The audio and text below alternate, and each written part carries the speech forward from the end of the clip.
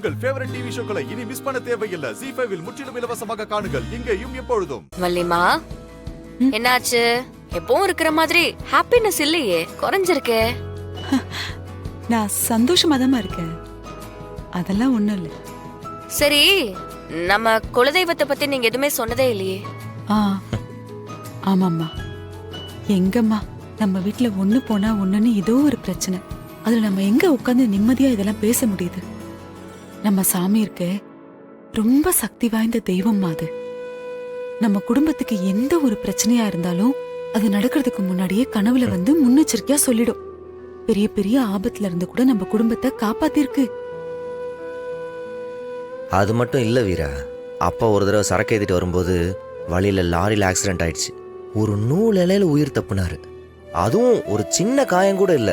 உண்மையா சொல்ல போனா அது சாமி கொடுத்த உயிர்னு அப்பா அத்தை அடிக்கடி சொல்லிட்டே இருப்பாங்க.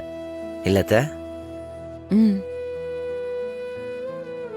சாமி கிட்ட என்னென்ன வேணும்னு ஒரு லிஸ்ட் எடுத்துக்கிட்டு ஒன்னொன்னா அங்க வந்து சொல்லு, நம்ம சாமி பார்த்துக்கும். இல்லத்த